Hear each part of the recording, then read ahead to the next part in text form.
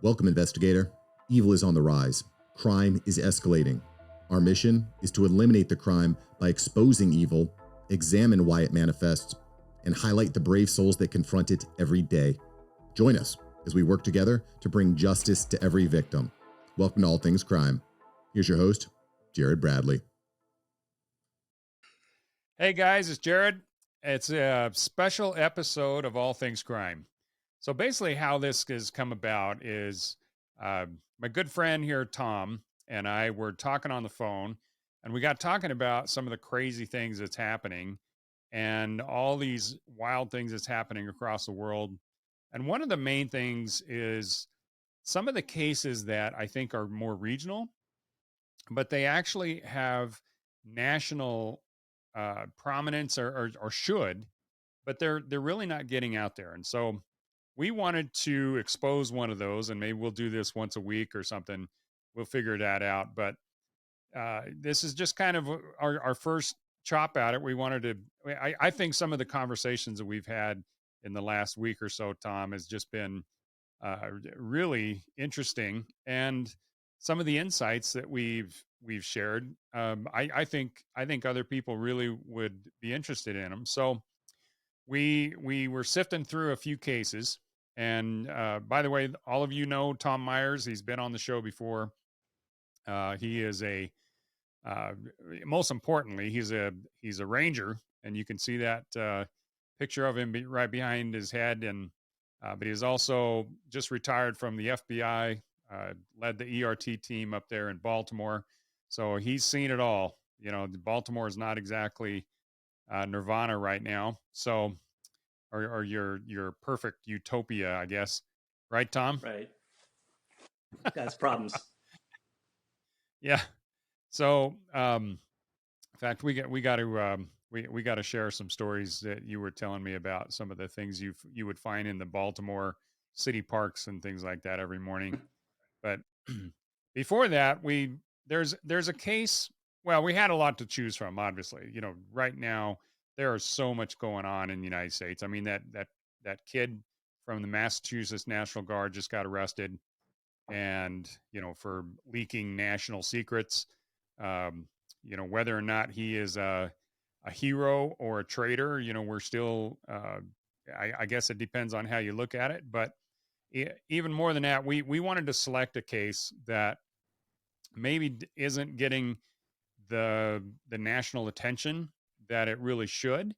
And so we found this case out of North Carolina.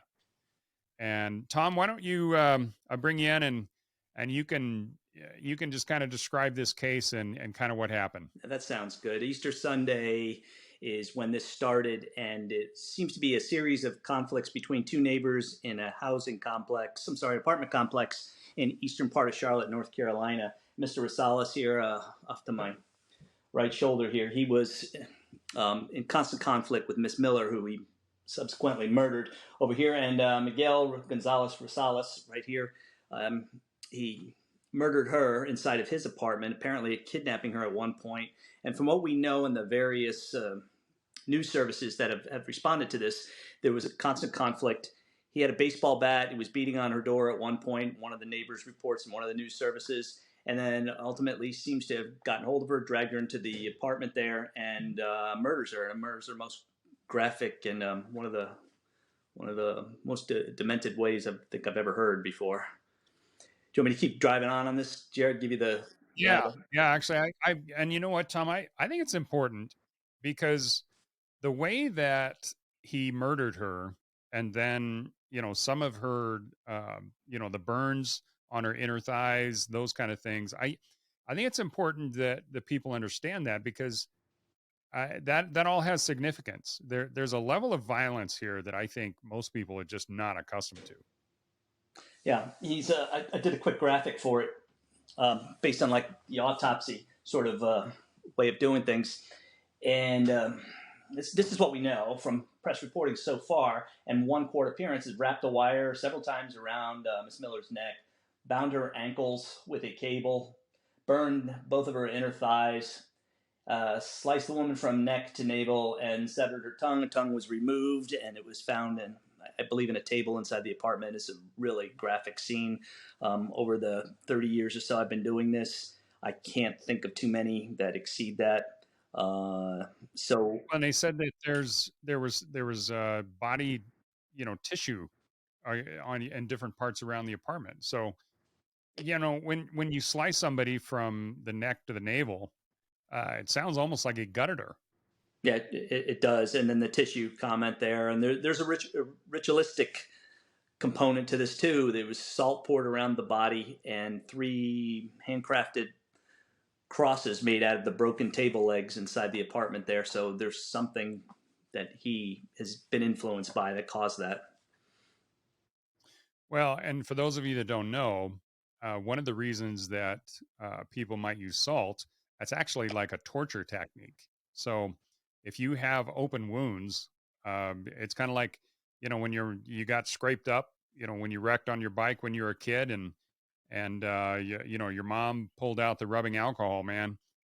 Personally, I'd rather go wreck on my bike again. The pain that rubbing alcohol caused. Now, granted, it was used to cleanse the wound. But when you pour salt into a wound, there's an old saying that, salt in the wound makes it a lot worse. Well, that is 100% true. And the burn and the intense searing pain that can occur from salt being in an open wound. Personally, I think based on everything I was reading, I mean, it literally sounds like he was torturing her, not just, I mean, the level of anger that it would take to do this, like you said, Tom, you haven't seen that very much in your 30-year career. So what's your Yeah, thoughts on it? bits and pieces of that, but this overkill that happens from anger, and then this almost ritualistic nature. I'm not sure if it's going to be as much torture as it's almost every society, every culture has used salt in funeral and ritualistic practices. It was Easter morning. I can't say one way or the other. My research just doesn't jump out at me at this point, pointing to one thing or another. I don't know ethnically or culturally or where Mr. Rasalas is coming from, what that might or might not mean. But the crosses, of course, it's Easter Sunday, so we have some kind of tie-in from that. What he was influenced by, was it TV, movies, what he's hearing, what he's reading, or was it his upbringing that caused all that other stuff? But the overkill that happened with it, I guess they said her face was shredded, is what the term used in there, and severe beating to the face and everything else. So the overkill and the anger certainly was there, and then the other parts to it, I guess, are going to be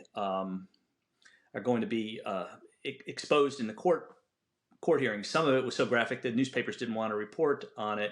But as I go through the wounds and I look at these here, the restraints of the legs, was that just to keep her intact?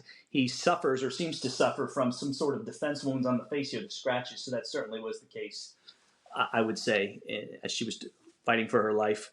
But Yeah, I was wondering that too. yeah, That it seems that in that particular picture, and you guys can go into any of the news agencies in Charlotte, North Carolina, and actually read up on this. But I think it's worth talking about.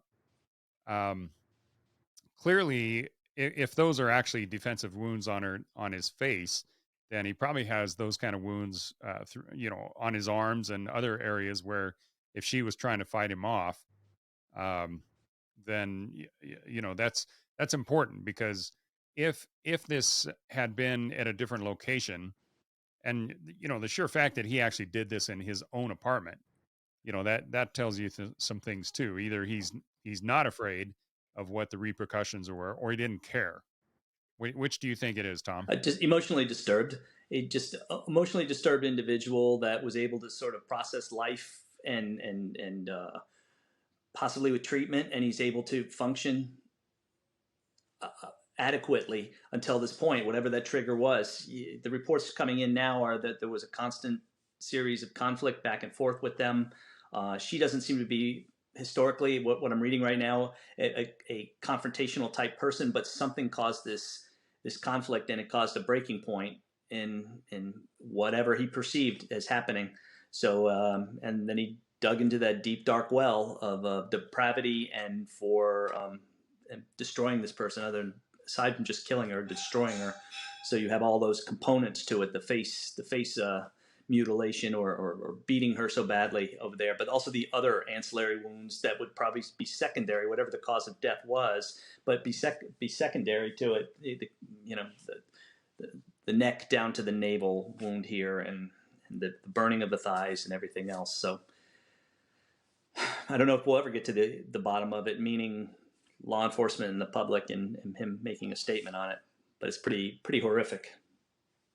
Yeah. Well, I also read that there's enough blood that it actually seeped under the front door and was dripping down the stairs. So just an incredible amount of blood that had to be yeah, I mean, reminiscent of all the blood that was in that quadruple homicide in northern Idaho. Just a brutal murder. So again, it's just one of those things where, what is it about this guy? Did he spurn, did she just completely reject him? Was he making advances to her and she just wouldn't reciprocate it? From what I was reading, she was a realtor and seemed to be, I mean, just a younger adult female that was putting her life together, but hadn't made it yet. So she's living in this apartment, and this guy's her neighbor. But again, if it reached a point where whatever he felt that she had done to him or not done to him, that he felt justified in killing her, especially on Easter Sunday, for crying out loud, and then making crosses, so if any of you out there would have any kind of understanding of why this guy would make crosses out of broken legs from the table and place them around her along with the salt, definitely make some comments in under the video here, because holy crap, that's just brutal. Now, why would we be talking about this? What does this have as far as red flags that the rest of us should be looking for? I tried to do some research to find out what the importance of salt was. It's well known. It's just sort of an anomaly. We've had to the violence over there, 6 million individuals come up from our southern border. How that's relevant, and to many of those are going to be Hispanic individuals. I just don't know at this point is until there some kind of a ritual pin it down, going on somewhere. And we'll never get that opportunity to actually sit and talk with them and find out what that was. I would add to that. Would come from. The leopards generally don't change their spots. He's later in life. I think he's 36 years old. And you're going to find a problematic history of this guy, deeply disturbed, and one of those persons that everybody knew to avoid and not get into conflict with. Just a disturbed individual. But the mental health care in the United States is just not. It's just not there to deal with these type of people. And so what happens is, when they move from area to area, it might look like a quibble over a parking space or something, or being too loud or something like this. But in truth, is probably a very disturbed individual, obviously, from his actions. But prior to that, I think we're going to see a pattern of that, or a series of that. And I don't know what his history is, and that hasn't been revealed yet in anything that I could find.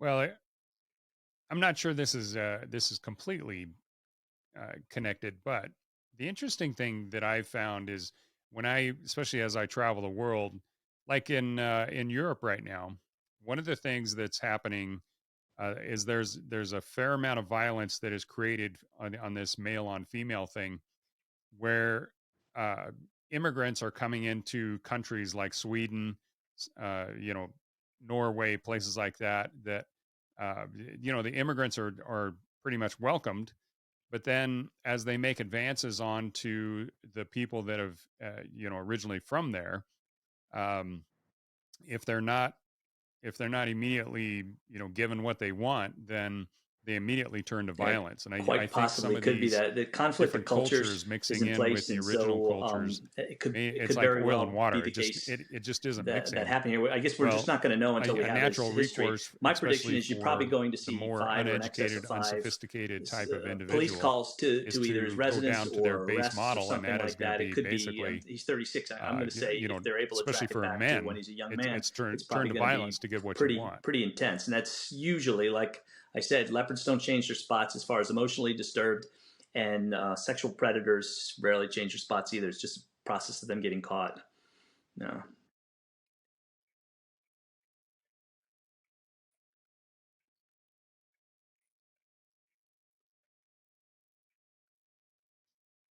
Yeah, absolutely, they will. Mm-hmm.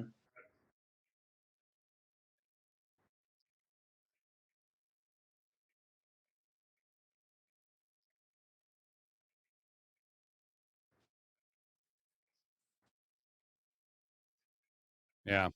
So a couple of things that I would want to throw out here. Number one is, do you actually think that they will go back that far, or are they just going to focus on this crime? Uh, that's that's okay. Well, that's number one. And getting a hold of that information and making that widespread and widely known, I think is really important.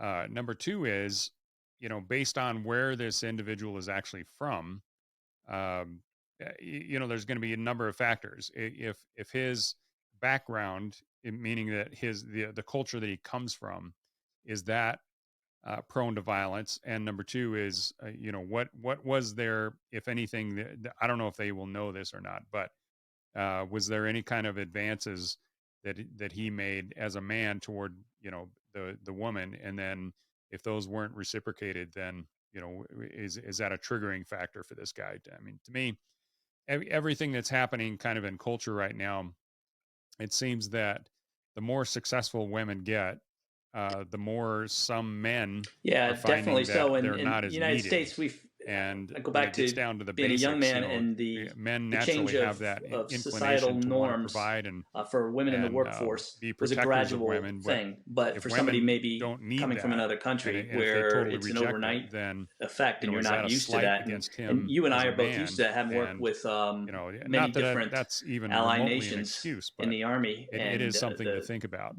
what's valued and the mores and things like that are very different than what they are in the United States, even back then, the 30 years or so ago. But you can imagine the culture shock coming from something like that. So it could be very much a predicating factor in this, and could be. We don't know until we kind of have a history on this guy. And the other thing I'd like to add to it is say, going back through it, but if this guy, if he has a long pattern in the United States or wherever, they probably will track that back to see if they have any other homicides or attacks like this, the ritualistic in nature. Certainly, those that MO that's involved with it, or where has he been if they have unsolved homicides, and you're going to try and track that down. They didn't indicate a sexual component Yeah. to it, but that could be the case as well, and that's just pretty normal. They're going to disclose the amount of information that they need to disclose to balance the need for the public has a right to know, and the public safety, as well as the court system. They have to confront your accuser and put that out in the public court, but there's also a good amount of holdback on that.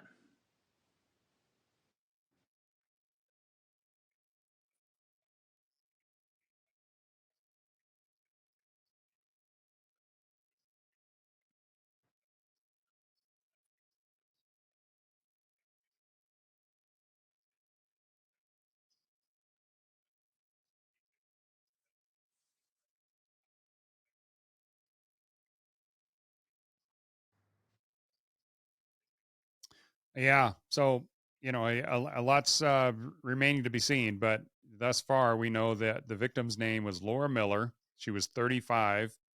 This was done on Easter Sunday, so just 5 days ago, in the East Charlotte area. Mostly, the police said the apartments are not one of their high crime areas and are typically fairly peaceful. The suspect's name is Miguel Gonzales Rasalas, and he was 36. First degree murder, theft of a motor vehicle, and destroying remains and concealing death. So that's what we know so far. So anyway, this is just one of those crazy violent.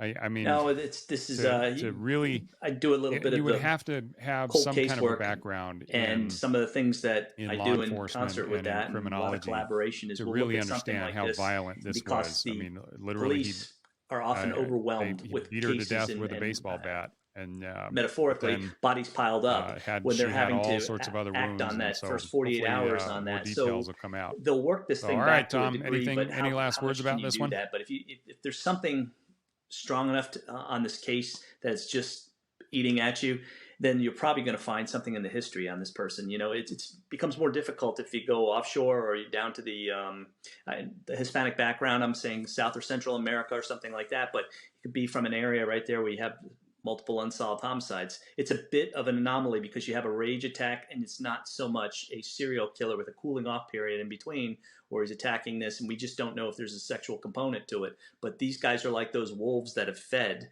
And this is a small, a very short impulse control type individual who just has constant problems, it seems like, with the conflict with her, and then just lost his cool over here. So you're probably going to see that pattern of an irrational attack, short impulse control, and you're probably going to see those attacks that have happened. But there could be other ones.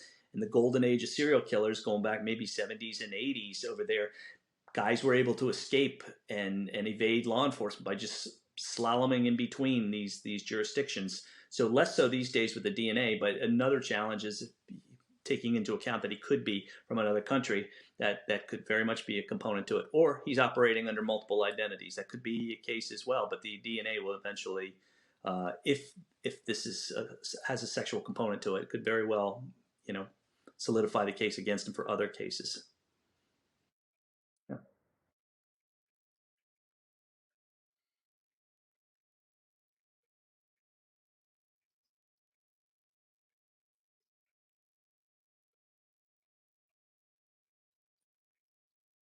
All right, Tom. Hey, great discussion, man. I just wanted to throw this out there really quick because, if there are other people that fit this guy's description, I mean, not necessarily the racial, but like what Tom was saying, the quick to anger, uh, just triggered by seemingly small things, then not only do you need to avoid those type of people, but also make sure that you are consciously aware of your surroundings and you're never caught by surprise. So, all right, Tom. So, any last words? Yeah, I would add this. The police are overwhelmed. They have a lot of cases, and as these homicides come in, they stack up on them and they work through them. They can't address every single lead out there. So if you know something about this guy, had past history with him, make it a point. Be a good citizen and contact the police. If you can't do that, make a comment on our channel right here and